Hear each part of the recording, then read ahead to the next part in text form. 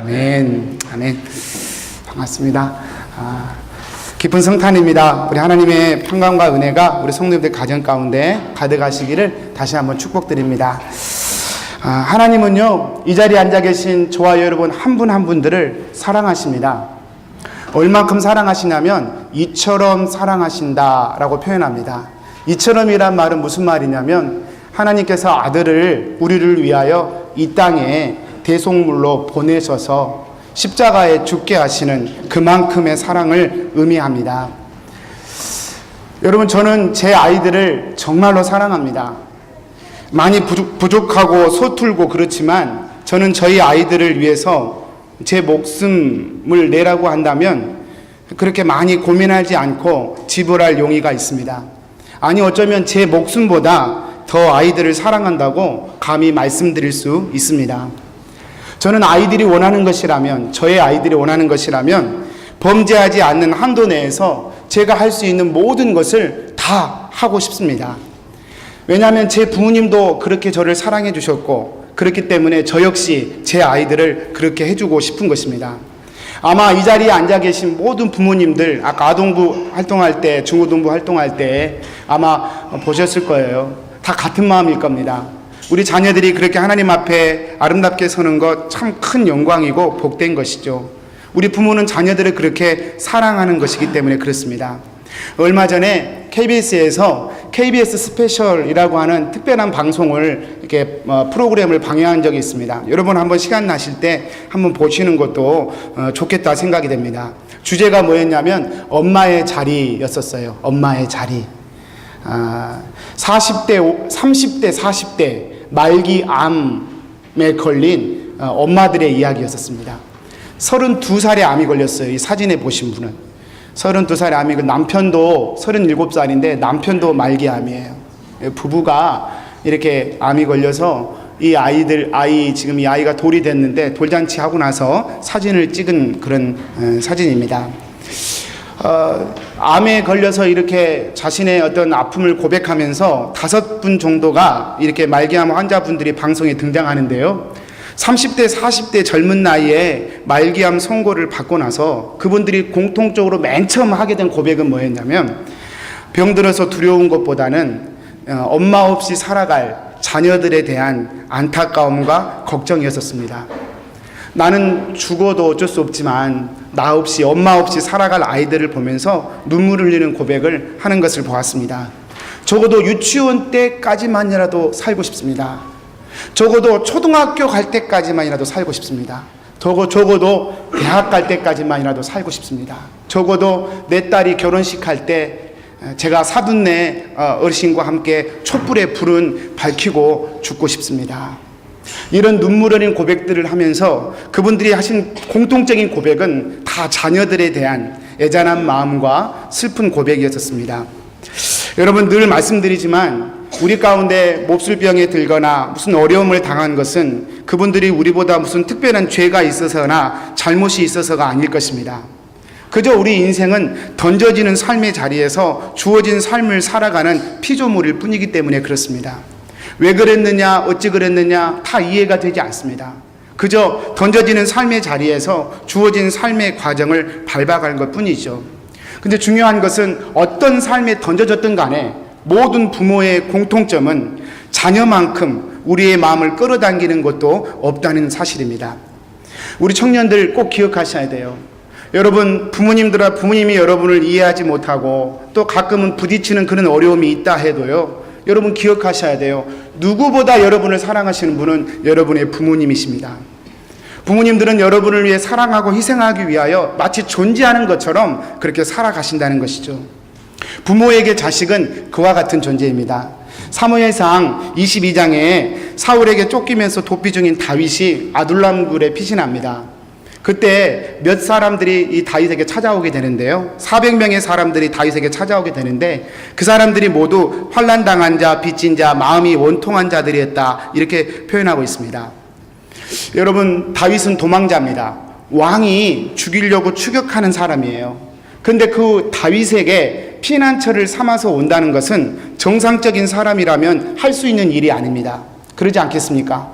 왕에게 쫓기는 사람에게 가서 그 사람 편이 된다면 그 역시 쫓기는 사람이 될 것이기 때문에 쫓기는 다윗의 편에 선다는 건 정상적인 사람이면 불가능한 일입니다. 그런데 마음이 원통한 자, 빚이 많은 자, 마음에 쌓인 상처가 많은 사람들은 세상의 소망이 끊어졌기 때문에 다윗을 소망으로 두고 찾아올 수 있게 되었던 것입니다. 역설이에요. 오히려 고통스럽고 어려운 사람들이 주님을 더 진실하게 믿게 되는 것이죠. 어쨌든 그렇게 본다면 이 다윗을 믿었던 사람들, 다윗을 믿고 인생을 맡겼던 억울한 자, 다음에 환난당한 자, 빚진 자, 이런 사람들은 다윗을 인생의 소망으로 두었을 것입니다. 다윗이 판단하고 말했던 모든 것들은 그들의 인생에서 너무나 중요한 것이었을 것이고, 다윗이 판단하고 말하는 것들에 그들은 전적인 신뢰와 순종의 길을 걸었을 것입니다. 그런데요, 그런 그들이라고 해도 자녀 문제만큼은 예외였었습니다. 사무엘상 30장에 보니까 아말렉 군대가 이 다윗이 있었던 시글락의 동네를 다윗이 없는 동안에 침범해서 아내와 자녀들을 다 데리고 가버린 사건이 발생합니다. 그랬더니요, 그렇게 다윗을 신뢰했던 다윗의 사람들이 오직 다윗만이 소망이고 다윗에게 숨었던 피난 도피자였던 다윗에게 갈 만큼 다윗을 신뢰했던 그들이 사무엘상 30장에 보니까 자녀들 때문에 다윗을 향하여 돌을 들게 됩니다. 이것은 무엇을 의미하냐면 자녀는, 부모에게서 자녀는 얼마나 중요한 존재인가라고 하는 것을 보여주는 것이죠. 그분들이 다윗을 덜 사랑해서가 아닙니다. 다윗을 덜 신뢰해서가 아닙니다. 다윗 여전히 지도자로 신뢰하고 따르지만 자녀 문제만큼은 모든 것보다 우선하는 것이기 때문에 자녀를 잃어버린 상황에서는 그들이 정상적으로 할 수 없었던 것이죠. 여러분, 부모에게 있어서 자녀라는 존재가 어떤 존재인지를 엿볼 수 있는 대목입니다. 여러분, 우리 모두에게 자녀는 그와 같은 것입니다. 솔직히 말하면 우리의 자녀는 나라보다, 어떤 단체보다, 어떤 공동체보다 우선되는 우리 인생의 핵심이고 본질이라 말할 수 있습니다. 그렇지 않습니까?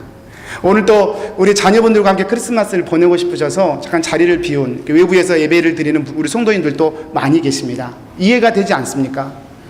자녀가 그렇게 중요하고 핵심적인 존재이기 때문에 여러분, 자녀를 향하여 부모의 마음은 자연스럽게 흘러갈 수밖에 없는 것이죠.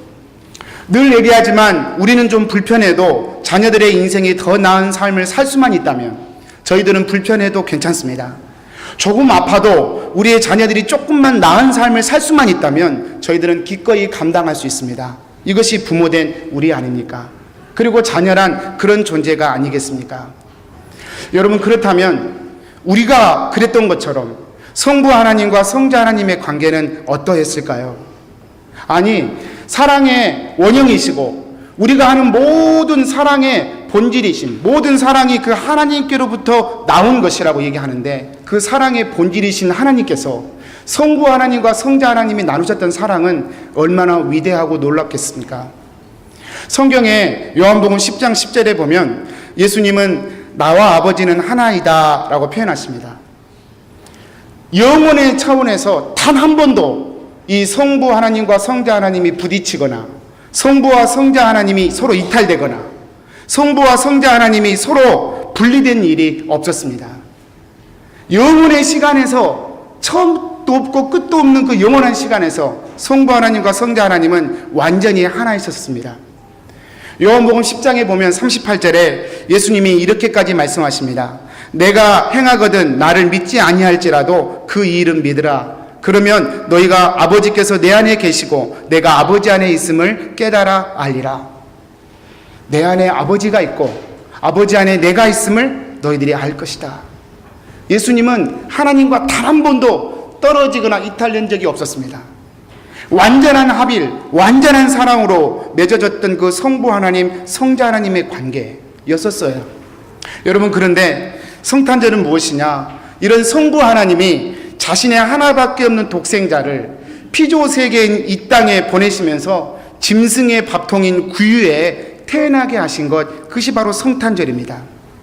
짐승의 밥통이라고 하는 건 가장 천하고 낮게 만드셨다라는 것을 의미합니다. 여러분, 이 세상에서 누가 자기 자식을 다른 누군가를 위해서 그렇게 천한 존재로 만들 수 있겠습니까? 저는 자신 없습니다. 차라리 제가 했으면 했지, 저희 자녀들에게 그렇게 하라고 한다면 저는 못하겠어요. 여러분은 어떠십니까? 성탄절이 무엇입니까? 하나님은 그걸 해내셨어요. 사랑은 여기다 저기다 말할 것이 아니라 이렇게 당신의 아들을 비천한 이 땅을 향하여 가장 천한 존재로 던져내버린 바로 거기에 하나님의 사랑이 있는 것입니다. 저와 여러분은 그래서 이 사랑을, 그래서 성경은 이처럼 사랑하사라고 하나님의 사랑을 표현하신 것입니다. 성탄의 기쁨이라고 하는 것은 바로 이런 사랑을 받은 자로서 기뻐하는 것을 의미합니다. 여러분, 저와 여러분을 향하신 하나님의 사랑이 그와 같습니다. 저와 여러분을 하나님이 얼마나 사랑하시는지 그 아들을 우리를 위하여 가장 비천한 말바통에 던지실 만큼 그렇게 사랑하셨습니다. 그런데 오늘 말씀에 보면 이 사랑은 모두 다, 모든 사람이 누리는 것이 아님을 볼 수 있습니다. 하나님이 알게 해주시는 사람만 이 사랑을 깨달을 수 있어요. 14절 말씀입니다. 제가 한번 읽어보겠습니다. 지극히 높은 곳에서는 하나님께 영광이요 땅에서는 하나님의 기뻐하심을 입은 사람들 중에 평화로다. 보십시오. 하늘엔 영광이고요, 땅에서는 평화인데 어떤 평화냐면 하나님이 기뻐하심을 입은, 하나님께서 기뻐하심을 입혀버린 사람만 그 평화를 누릴 수 있다는 것입니다. 지금 성탄절 많은 사람들이 흥겨워하고 즐거워하지만, 제가 주보에도 썼지만 액츄얼리 말하면 12월 25일은 예수님의 생일이 아니에요. 몰라요, 여러분. 우리는 그럼에도 불구하고 12월 25일을 성탄절로 지켜야 했던 의미와 그 가치를 모른다면 25일 날 그저 즐거워하는 것은 사실은 아무 가치도 의미도 없는 것이죠. 여러분, 이 사랑이 보이지도 않고 깨달아지지 않습니다. 하나님이 기뻐하지 않으시면. 강보에 쌓인 아기가 구유에 누워있을 것이니 이것이 표적이라 말씀하셨습니다. 여러분, 구유라는 말은 짐승의 밥통을 의미합니다. 짐승이 밥 먹을 때 밥을 담아서 먹는 밥통이에요. 여러분, 이 짐승은 말로 이렇게 마구간이라고 저희가 알려져 있습니다. 말로 이해되고 있지만 사실은 말이 아니라 나귀일 가능성이 훨씬 더 높습니다. 왜냐하면 전통적으로 이스라엘에서는 말이 나지 않기 때문에 그렇습니다. 그래서 구약 성경에도 보면 이스라엘에서 이렇게 왕이나 귀인들이 무엇을 타고 등장을 하냐면 나귀를 타고 등장을 합니다. 그래서 지금 이 구유통은 아마 나귀통이었을 것이다 라고 전문가들은 추측을 합니다. 여러분, 이스라엘 사람들에게 있어서 이 나귀는 아주 특별한 존재라고 합니다. 심지어는 이스라엘 사람들에게 있어서 이 나귀는 아마 출애굽할 때 이스라엘 사람들의 그 짐을 실어 나갔던 짐승이 나귀였을 것이다 라고 하는 것이 랍비들의 전승에 전해지고 있다고 합니다. 그래서 이스라엘 사람들에게서 나귀는 순종의 상징이라고 합니다. 제가 언젠가 말씀드렸지만 히브리 관점에서 본 성경이라고 하는 책의 저자인 장재인 교수님은 이 부분에 대해서 이렇게 얘기합니다. 제가 읽어볼 테니까 한번 보이시면 한번 보시기 바랍니다. 나귀와 구유는 유대인들에게 있어서 순종의 이미지였다. 유대인들은 이 부분에서 구유와 함께 등장해야 할 것이 나귀라는 것을 알고 있기 때문에 구유라는 단어가 나오자마자 나귀가 언제 나올까 하면서 기다리게 되었을 것이다. 아니다 다를까 나귀는 예수님의 예루살렘 입성 때 등장한다. 결국 순종을 상징하던 나귀와 구유가 예수님의 인생을 앞뒤로 감싸고 있으므로 예수님의 인생 전체는 순종이란 이미지로 인식되게 된다. 참 타당한 표현이라고 생각합니다.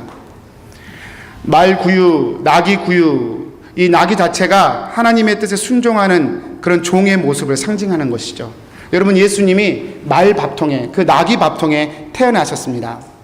이런 배경을 통해서요, 이사야 1장 3절은 이렇게 얘기합니다. 여러분, 다 끝났어요. 조금만 집중해서 한번 보십시오. 소는 그 임자를 알고 나귀는 그 주인의 구유를 알건만은 이스라엘은 알지 못하고 나의 백성은 깨닫지 못하는도다 하셨도다. 여러분, 나귀는 주인이 준 음식만 먹는답니다. 그래서 주인이 내준 밥통만 알아본답니다. 주인이 준 밥통이 아니면 나귀는 절대 그것을 먹지 않는답니다. 그래서 이사야 1장 4절 말씀은 그렇게 해서 말씀하시는 거예요. 소는 그 임자를 알고 나귀는 그 주인의 구유를 알건만은. 미물인 나귀는 자기 주인이 준 밥통인지 아닌지를 보고 음식을 먹는다는 거예요. 그런데 이스라엘 백성은 자기들을 만드신 하나님을 알지 못하더라. 이게 이사야서의 말씀입니다. 여러분, 성탄절날 저희가 나눠야 될 말씀이 여러분 무엇일까요? 나귀는 자기 주인이 주는 구유가 아니면 밥을 먹지 않습니다. 왜냐하면 나귀는 주인이 준 밥통만을 알아보기 때문에 그렇습니다. 하나님은 그의 아들이신 예수님을 이 땅에 생명의 떡으로 보내셨습니다. 성자 하나님은 그 아버지의 뜻에 순종하셨습니다. 그래서 나귀의 모습으로 오신 거예요. 기뻐하심을 입은 자라고 하는 것은 그 순종으로 구유에 누워 계신 하나님의 아들을 알아보는 것, 그것이 바로 여러분 기뻐하심을 입었다는 말의 뜻일 것입니다. 구유에 누웠습니다. 나귀의 밥통 위에 스스로 떡이 되어서 누워 계십니다. 여러분, 그래서 우리는 성탄절을 맞이해서 가장 높으신 그분이 가장 낮고 천한 나귀의 밥통 구유 위에서 우리의 생명의 떡으로 오셨음을 우리는 보고 기뻐하고 기념하는 것이죠. 여러분, 말씀을 마치겠습니다. 사랑하는 성도님들, 성탄절은요 그저 즐겁고 기쁘고 그저 행복하게 보내는 날이 결코 아닙니다.